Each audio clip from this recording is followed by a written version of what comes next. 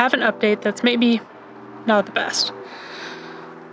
So some of you might know that 2 years ago, after my biggest CrossFit competition, it was a sanctionals event in Shanghai, I went to Bali. When I was there, we were doing a ton of motorbiking because it's the way to get around on your kind of scooter.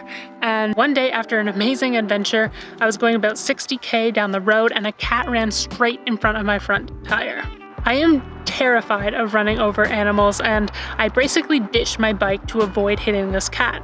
In doing so, I landed on the road, skidded across, and just kind of cut myself up. I didn't think I did more than that, but when I got home, my AC joint of my right shoulder was really hurting. Now, I've separated my AC joint and my shoulder before, so I knew how that felt, and that's kind of the rehab that I took, and the recovery plan was for that. I took some time off, basically a year of rest and recovery and not using that arm or doing CrossFit movements.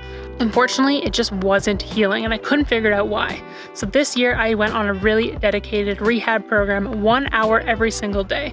I put in countless hours into this rehab and my shoulder was feeling amazing until it wasn't. I jumped up onto the pull-up bar about a month ago to do some toes to bar, and when I jumped up and kind of moved forward, I felt some pain in the front of my shoulder. Immediately jumped down and kind of took it easy after that. Then the pain kind of subsided. It was mostly just with like internal impingement. And so I started resuming a few different movements that didn't bother it. Finally, I got my doctor to request an ultrasound, something I should have done 2 years ago. And they discovered that I have a torn infraspinatus and my supraspinatus has tendinosis. So this means 2 of the rotator cuff muscles, or 2 of the rotator cuff tendons, So this means 2 of the rotator cuff tendons of the 4 are injured. Now, I don't know yet if I'm going to need surgery or if I'm going to need some sort of injection or what the plan is, but clearly the rehab didn't fix it. It wasn't something that just tore when I jumped up to do the toe to bar. This has been a long time coming. As long as I can remember, I have had shoulder pain in this shoulder. It's been something I've managed my entire CrossFit career and even earlier than that. I thought it just kind of came from my injuries in snowboarding, but when I look back, I was even pitching baseball when I was like 10 years old.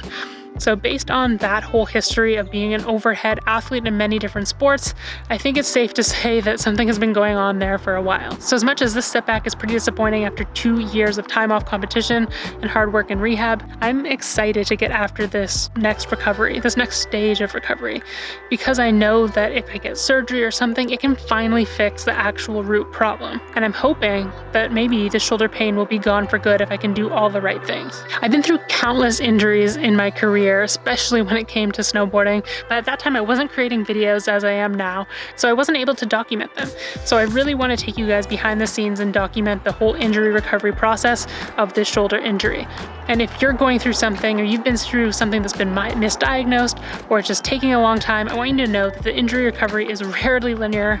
Some things are going to take longer for you than they do for other people, and that's okay, but we can still keep moving forward. There's still things that we can do to work on other parts of our athleticism or our life or whatever else, and we can get through this. So I'm excited to share the next journey, and I thank you guys all for your support.